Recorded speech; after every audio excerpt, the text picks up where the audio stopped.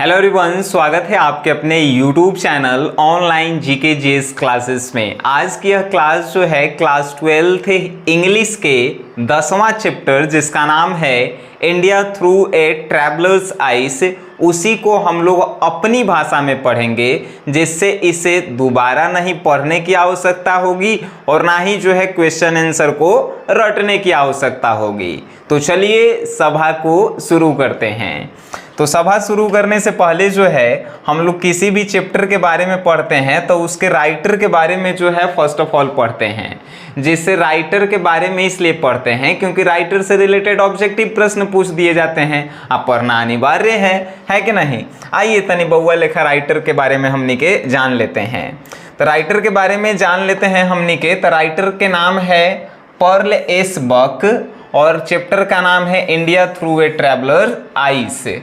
हम लोग जो हैं चैप्टर और राइटर के नेम को कैसे याद किए थे, तो देखिए इंडिया में अगर कोनो लड़का जो है अपन माई से कहता है कि हम कहीं ट्रैवल करे जाएं, जैसे हम ही अपन माई से कहेंगे कि माई हम जा रहे हैं ट्रैवल करे, वो क्या कहेगी कि बाक नहीं जाना है, बाक नहीं जाना है। यानी India through a traveller's eyes के राइटर बाक, पर्ल एस बक राइटर हो गए। ठीक है, अब आइए थोड़ा जानते हैं।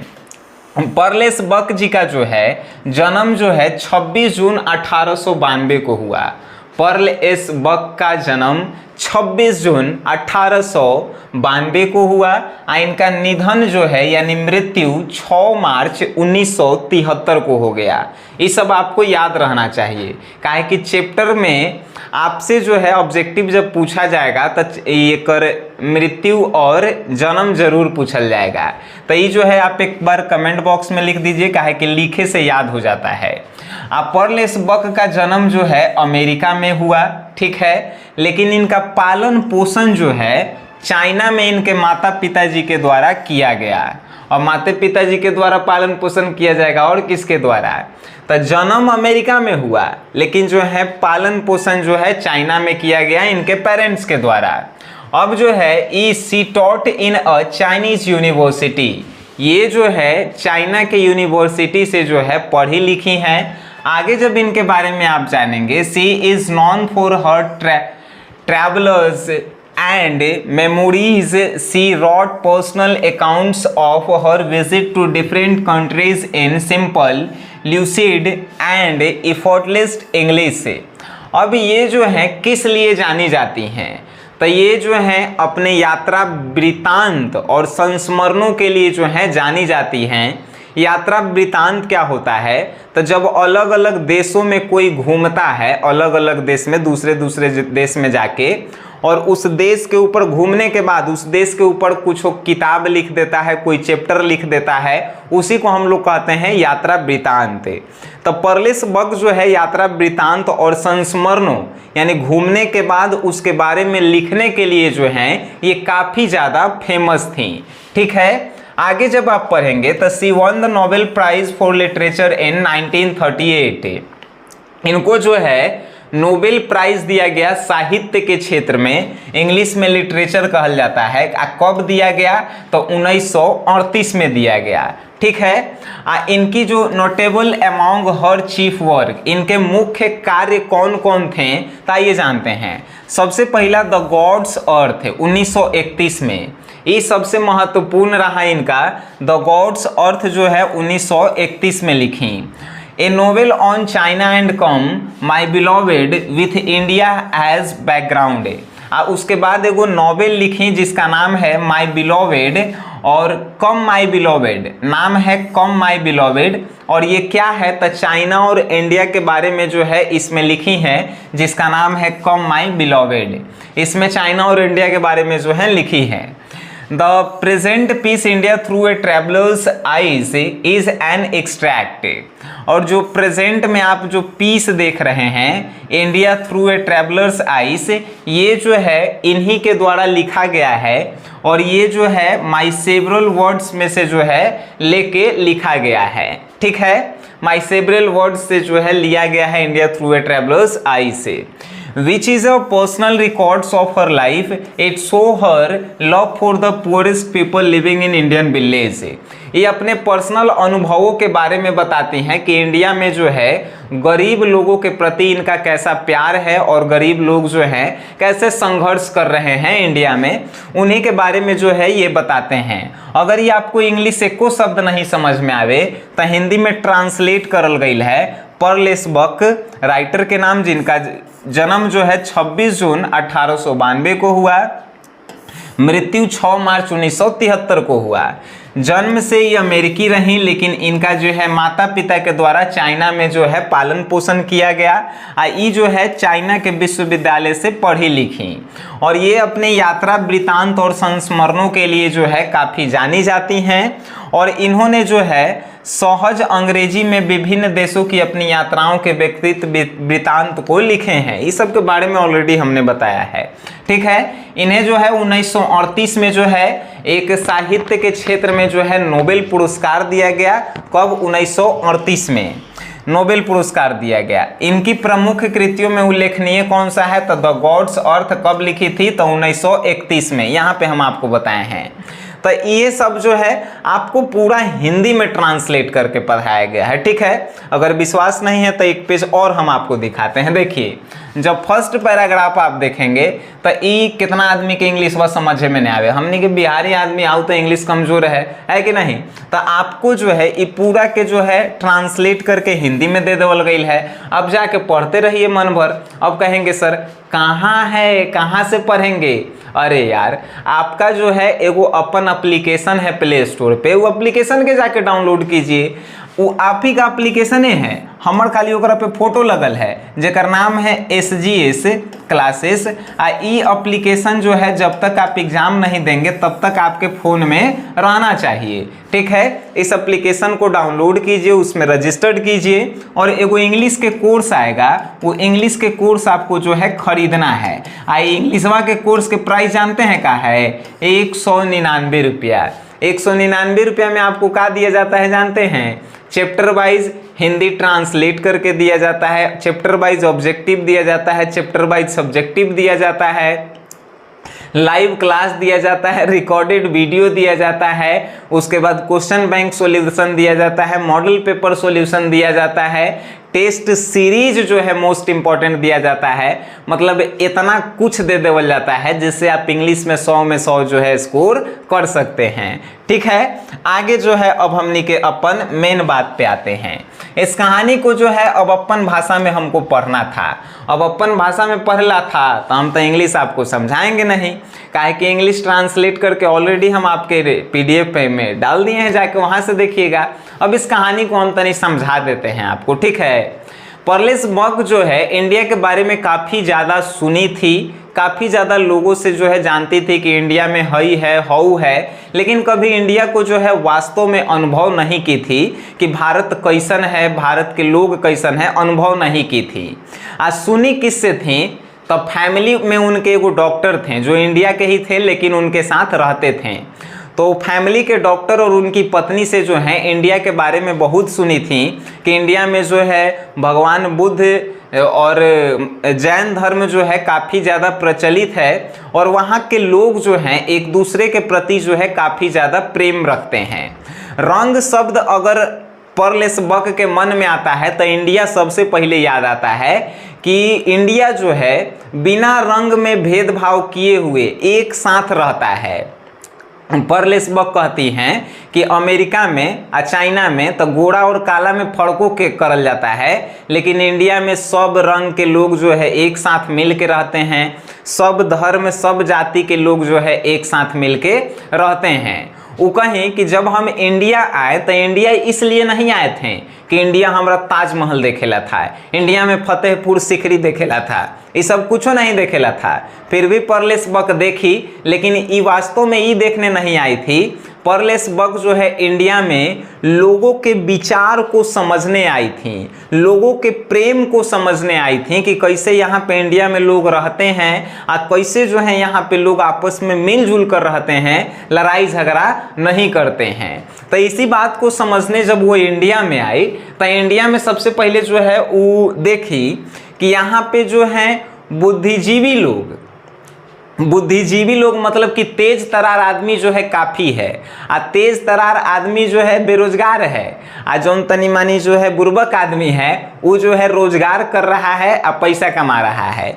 तेज तरार आदमी जो है नेतागिरी करे में बर्बाद है। ये जो है परलेस बक देखी और देखी कि इस देश में जो है बहुत सारे महान आदमियों का जो है इस देश में जन्म हुआ, जैसे कि महात्मा गांधी, जवाहरलाल नेहरू, ऐसे ऐसे नेताओं का जन्म हुआ जिन्होंने भारत को जो है अंग्रेजों से आज़ाद करवाने में जो है काफ़ी अहम भूमिका निभाई।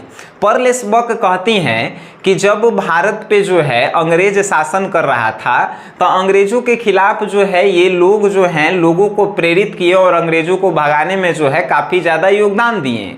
ये लोग इतना बुद्धिजीवी लोग थे कि जब पहला विश्व युद्ध हुआ तो अंग्रेज जो है अब पहला विश्व युद्ध जब हुआ उसके बाद अंग्रेज जो है भारत पर राज करने लगे। तो जब दूसरा विश्व युद्ध उत्पन्न होने की स्थिति आई तो इंडिया के लोग को जो है अंग्रेज के खिलाफ लड़ना चाहिए, तो अंग्रेज के साथ होके या दूसरे देश के खिलाफ लड़ रहे थे।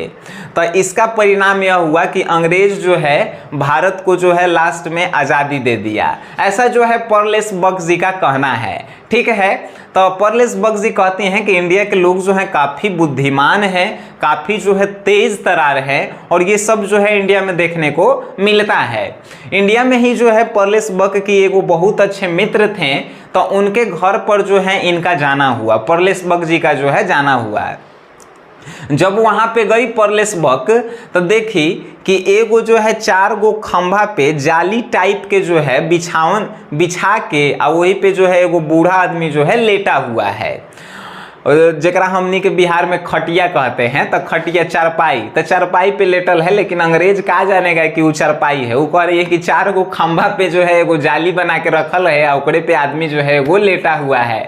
तो ऐसे कह रही है। आप फिर कह रही है कि हम पहली बार देखे कि इंडिया में जो है एक घर के मालिक एगो बड़ आदमी नहीं होके जो है एगो छोटा आदमी है। अब ऐसा क्यों कहती है? तो छोटा आदमी जो है घर के पूरा काम धंधा कर रहा था। अब भारत में ये तो होता है कि छोटा आदमी सब के काम करे पड़ता है, बड़ा आदमी मालिक लेखा बैठा रहता है कि नहीं? तो परलेस बक कहती है कि इंडिया में हम देखें कि घर के एगो मालिक जो है छोटा आदमी है और बड़ा आदमी जो है बाहर बैठ के खाली पंचायत कर रहा है। तो ये पहला बार देखने को मिला। और जब देखने को मिला तो घर के अंदर जो है एगो स्त्री है जो परलेस बक के मित्र की जो है पत्नी है।